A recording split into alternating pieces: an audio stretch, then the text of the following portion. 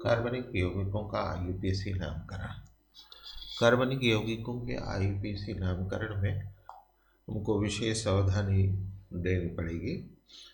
कार्बनिक यौगिकों के नामकरण का दो हिस्सा है, एक तो पार श्रृंखला और दूसरी मुख्य श्रृंखला। जब भी किसी कार्बनिक यौगिक का हमको नामकरण करना होता है तो नामकरण की प्रक्रिया में हम सबसे पहले मुख्य श्रृंखला का चुनाव करते हैं। ये हमारा पहला काम है कि हम चेक करें कि जो भी कार्बनिक यौगिक हमको दिया गया है आईयूपीएसी नामकरण में, उसमें मुख्य श्रृंखला क्या है। तो मुख्य श्रृंखला की पहचान आनी चाहिए। मुख्य श्रृंखला की तीन पहचान है। एक तो ये, उसमें कार्बन की श्रृंखला, कार्बन की संख्या अधिक होनी चाहिए। लेकिन दूसरी शर्त यह है कि उसमें क्रियात्मक समूह होने चाहिए। अगर लंबी कार्बन की श्रृंखला में क्रियात्मक समूह नहीं है तो हम उस लंबी कार्बन की श्रृंखला को मुख्य श्रृंखला नहीं मान पाएंगे। यानी प्रयास करेंगे कि कार्बन की संख्या अधिक हो, साथ साथ उसमें क्रियात्मक समूह भी हो। क्रियात्मक समूह अगर नहीं है तो वो मुख्य श्रृंखला में नहीं आएगी। छोटी श्रृंखला ही जिसमें कि क्रियात्मक समूह होगा मुख्य श्रृंखला मान ली जाएगी।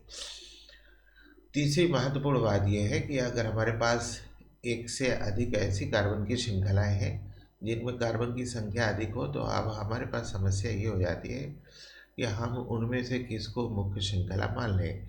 तो उसके लिए पहचान ये है कि वह श्रृंखला जिसमें पार श्रृंखलाओं की संख्या अधिक हो, वह श्रृंखला जिसमें पार श्रृंखलाओं की संख्या अधिक होगी वो मुख्य श्रृंखला मान ली जाएगी। तो जब हम आईयूपीएसी नामकरण करने जाएंगे तो सबसे पहले पार श्रृंखलाओं का नाम लिखेंगे। अगर एक पार श्रृंखला है तो कोई बात नहीं, उसका नाम लिख लेंगे। लेकिन अगर एक से अधिक पार श्रृंखलाएं हैं तो उन नाम को हम अंग्रेजी वर्णक्रम के अनुसार यानी अल्फ़ाबेटिकली अरेंज करेंगे। मतलब ए से जिसका नाम शुरू हुआ पहले लिखेंगे, बी से जो शुरू हुआ उसको बाद में, सी से शुरू हुआ उसको बाद में लिखेंगे। लेकिन अगर सपोज कीजिए दो नाम ए से शुरू हो गए या दो नाम डी से शुरू हो गए तो फिर कौन लिखा जाएगा? तो उसके नाम के दूसरे अक्षर को फिर महत्व दिया जाएगा। फिर जब हम अल्फ़ाबेट का चयन करेंगे तो कारण उसके नाम के दूसरे अक्षर का प्रयोग करेंगे। दूसरा अक्षर भी अगर समान हो गया तो तीसरे अक्षर। इस क्रम में हम पार श्रृंखलाओं को अल्फ़ाबेटिकली अरेंज कर लेंगे। फिर उसके बाद मुख्य श्रृंखला का नाम लिखेंगे। मुख्य श्रृंखला के नाम में कार्बन की संख्या गिनेंगे। जितना कार्बन की संख्या होगी उस हिसाब से पूर्व लगा देंगे।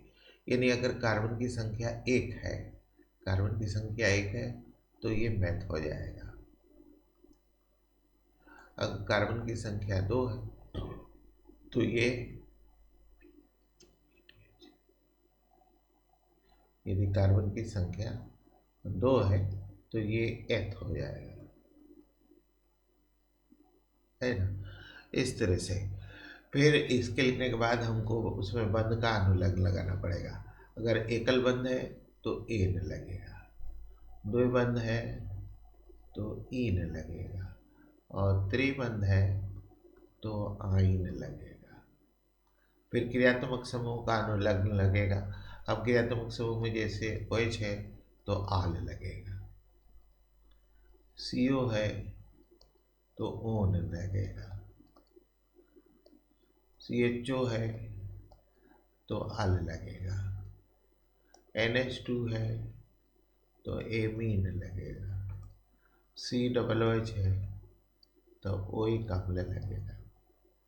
ये आप पढ़े होंगे क्रियात्मक समूहों की नामकरण के सीरीज में। तो इस तरह से हम क्रियात्मक समूहों की नामकरण को आईयूपीएसी नामकरण की मुख्य धारा में शामिल कर लेंगे।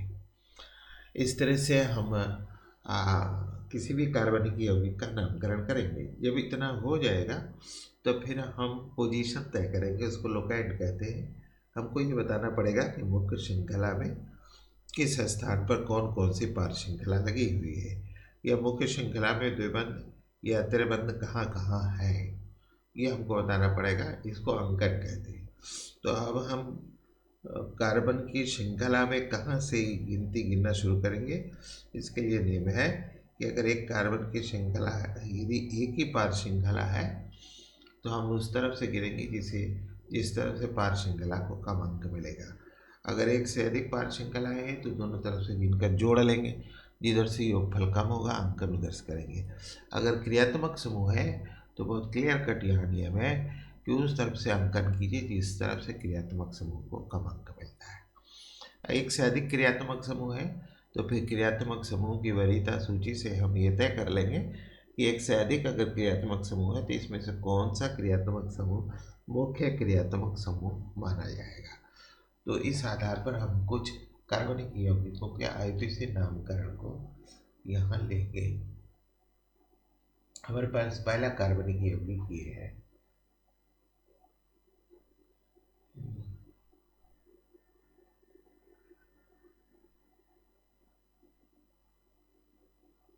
पहला कार्बनिक यौगिक, ये पहला कार्बनिक यौगिक है CH3 CH2 CH2 CH4, CH3 CH2 CH2 CH2। इसमें केवल एक क्रियात्मक समूह है CH2, ये क्रियात्मक समूह है। अंकन यहीं से होगा 1 2 3 4। यहाँ गिनती करने में कोई श्रृंखला छूट नहीं रही है, यानी कोई ऐसा नहीं है जिस पर नंबर न लिखा हो। तो इस तरह से इसमें पार श्रृंखला नहीं है। तो पार श्रृंखला नहीं है तो इसका नाम नहीं होगा, फिर मुख्य श्रृंखला का नाम लिखा जाएगा। मुख्य श्रृंखला में कुल 4 कार्बन है तो 4 से ब्यूट हो जाएगा। फिर एकल बंध है तो ब्यूट में एन जुड़ जाएगा, और फिर उसके बाद क्रियात्मक समूह एल्डिहाइड है, इससे अल जुड़ जाएगा। क्रियात्मक समूह एल्डिहाइड है तो इससे अल जुटेगा। पूरा नाम हो जाएगा ब्यूटेन 1 अल। आप ब्यूटेनल भी नाम लिख सकते हैं क्योंकि ए अल हमेशा नंबर 1 पर होता है। ब्यूटेनल।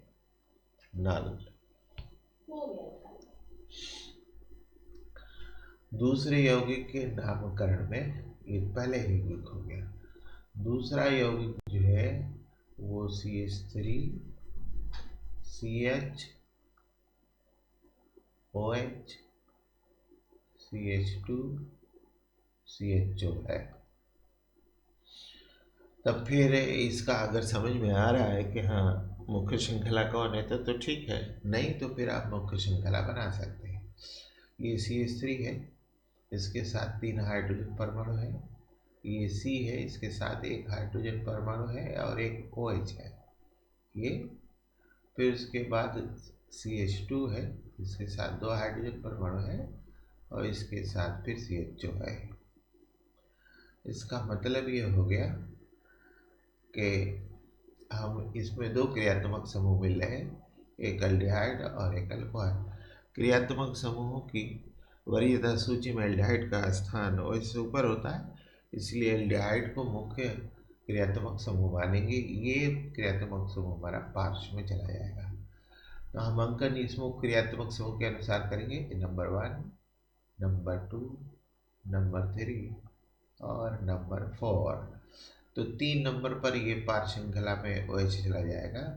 ये हो जाएगा 3 हाइड्रोक्सी, 3 हाइड्रोक्सी। 4 कार्बन से ब्यूट हो जाएगा, एकल बंध से एन हो जाएगा ब्यूटेन, और एल्डिहाइड अल होगा 1 नंबर पर। तो पूरा नाम इसका हो गया 3 हाइड्रोक्सी ब्यूटेन 1 अल। ये दूसरे यौगिक का नामकरण हो गया। अब तीसरे में आइए। तीसरे में है CH3 सिंगल वन C। ये CO है, मैं स्ट्रक्चर ले रहे हैं यहाँ से C डबल बॉन्ड O, फिर CH2 2 बार है, इसके साथ OH नहीं हो पाएगा इसलिए एक कार्बन यहाँ रखेंगे CHOH, ये हो गया।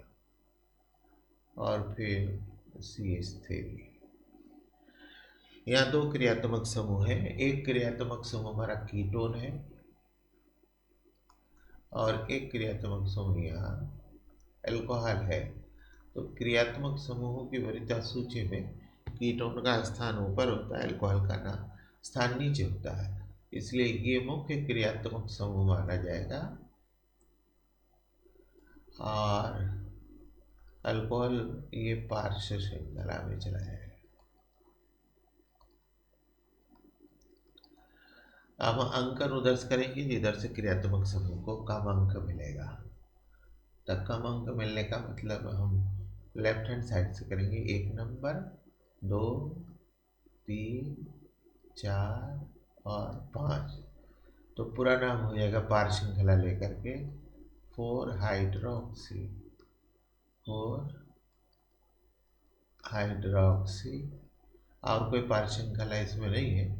मुख्य श्रृंखला 5 कार्बन से पेंट हो गया, एकल वन से एन हो गया पेंटेन।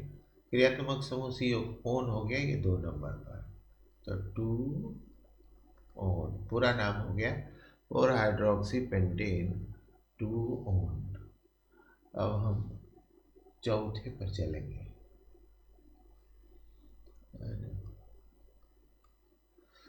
चौथे पर स्ट्रक्चर है CH3 single bond C double bond O, फिर CH है, CH के साथ CH3 है और फिर CH है। इसमें भी दो क्रियात्मक समूह है, एक ये CO है और एक एल्डिहाइड है। तो क्रियात्मक समूहों की वरीयता सूची में एल्डिहाइड का स्थान ऊपर है, इसलिए ये क्रियात्मक समूह लिया जाएगा और कीटोन और मेथिल को ये पार्श्व श्रृंखला में जाएगा। ये भी पार्श्व में जाएगा, ये भी पार्श्व में जाएगा। तो अब दो नाम हो गए पार्श्व में। CO को हम कीटो भी लिख सकते हैं, ऑक्सो भी लिख सकते हैं। कीटो लिखेंगे तो अल्फाबेट K लगेगा, ऑक्सो लिखेंगे तो अल्फाबेट O लगेगा। यहाँ मेथिल है तो हम कीटो लेकर के चले तो कीटो पहले लिखेंगे, ऑक्सो लेके चलेंगे तो ये ऑक्सो बाद में लेंगे। हम ऑक्सो लेके चल रहे। अब नंबरिंग करेंगे उधर से जिधर से क्रियात्मक समूह को कम अंक मिलेगा। तो हमारे पास 2 मेथिल हो गए, 2 मेथिल, 3 ऑक्सो। ये पर श्रृंखलाओं के नाम हो गए। मुख्य श्रृंखला में 4 कार्बन से ब्यूट हो गया, एकल वन से एन हो गया और 1 अल हो गया CH2। तो 2 मेथिल, 3 ऑक्सो, ब्यूटेन 1 अल। अगर हम कीटो लेते तो ये फिर हो जाता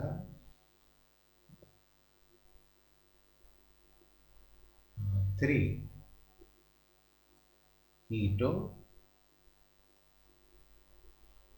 और 2 मेथिल ब्यूटेन 1। इस तरह से नामकरण की प्रक्रिया चलेगी। और हम अगले यौगिकों के नामकरण में चले। हमारे पास C यौगिक है, CH3 ट्वाइस CH, यानी CH पर 2 CH3, तो एक CH3 ये हो गया और एक CH3 ये हो गया। फिर CH पर OH है, CH पर OH है और फिर CH2 है और फिर COOH है। इसमें भी दो क्रियात्मक समूह है, अल्कोहल है, कार्बोक्सिलिक अम्ल है, लेकिन ये मुख्य क्रियात्मक समूह है। तो नंबरिंग अंकन यही से करेंगे 1, 2, 3, 4, 5। हमारे पास पार श्रृंखला ये एक हाइड्रोक्सी की हो गई H और ये CH3 मेथिल यम। हाइड्रोक्सी पहले आएगा तो ये हो गया 3 हाइड्रोक्सी 4 मेथिल, 5 श्रृंखलाओं के नाम हो गए। मुख्य श्रृंखला में 5 कार्बन पेंट, एकल बंध से एन पेंटेन, सिलोल से ओइक अम्ल, एक नंबर पर 1 ओइक अम्ल, ये पूरा नाम हो गया। 3 हाइड्रोक्सी 4 मेथिल पेंटेन 1 ओइक अम्ल। ये CH3 सी पर 3 CH3 है, इसमें सी पर 3 CH3 है, तो एक सी ये हो गया, ये CH3 ऊपर हो गया, सामने हो गया, एक नीचे हो गया। फिर उसके आगे CH2 है, फिर CO है, और फिर CH2 है, और फिर COOH है। इसमें COOH ये मुख्य क्रियात्मक समूह है। शेष हमारे पास पार श्रृंखलाएं बनेगी। पार श्रृंखला एक मेथिल की यहाँ मिलेगी, एक मेथिल की यहाँ, और ये एक ऑक्सो पे मिलेगी। नंबरिंग हम COOH के कार्बन से प्रारंभ करेंगे। ये कार्बन नंबर 1 हो गया, ये कार्बन नंबर 2, ये कार्बन नंबर 3, ये कार्बन नंबर 4, ये 5 और ये 6। तो इस तरह से MR3 पर ऑक्सो, तो में M पहले आता है, तो 5 5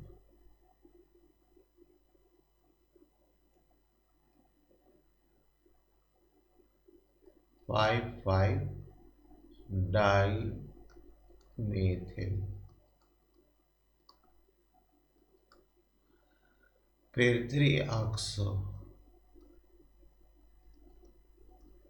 3 ऑक्सो, मुख्य श्रृंखला कुल 6 कार्बन, हेक्स, एकल बंध से एन, और 1 ओइक एसिड, 1 ओइक अम्ल।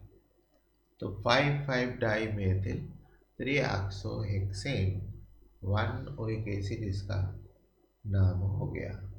नामकरण की अंतिम श्रृंखला में चलेंगे। ये 7वां यौगिक है।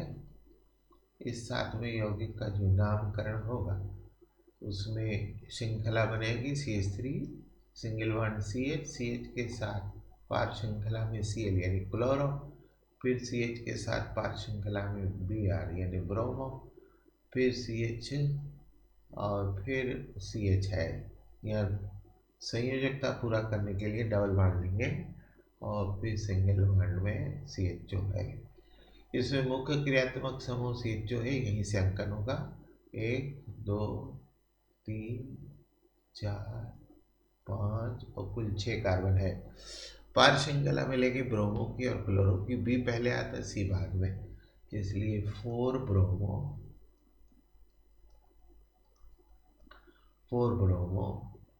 5 क्लोरो, 6 कार्बन से हेक्स, एकल बंध से एन, हेक्सेन, सॉरी 6 कार्बन से हेक्स, यहाँ द्विबंध है तो द्विबंध से इन होगा, ये 2 नंबर पर है, तो 2 इन, और क्रियात्मक समूह 1 अल। फिर 8वें यौगिक के नामकरण में हम चलेंगे। 8वें में 8वें यौगिक का स्ट्रक्चरल है, ये CH3 है, सिंगल बॉन्ड CH है, CH के साथ NH2 लगा हुआ है, फिर CH के साथ OH लगा हुआ है, फिर CH2 है और फिर COOH है। इसमें COOH मुख्य क्रियात्मक समूह है। उसके बाद हमारे पास OH और NH2 ये पार श्रृंखलाएँ बनती है। हम जो अंकन करेंगे वो क्रियात्मक समूह से करेंगे। 1 2 3 4 5, तो 2 पार श्रृंखलाएँ हैं, एक एमीन की 4 ये एमीन में A लगेगा और 3 हाइड्रोक्सी H लगेगा, तो 4 एमीनो पार श्रृंखला में नाम एमिनो होगा, क्रियात्मक समूह रहेगा तो एमीन लगेगा। तो 4 एमिनो 3 हाइड्रोक्सी, 4 एमिनो 3 हाइड्रोक्सी, कुल मिला 5 कार्बन से पेंट, 1 कार्बन से एन पेंटेन और 1 ओइक अम्ल हो जाएगा, ओइक अम्ल।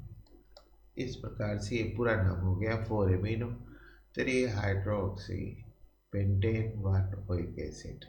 तो नामकरण की श्रृंखला में हम इन यौगिकों का आईयूपीएसी सिद्धांत के अंतर्गत नामकरण करेंगे। That's all.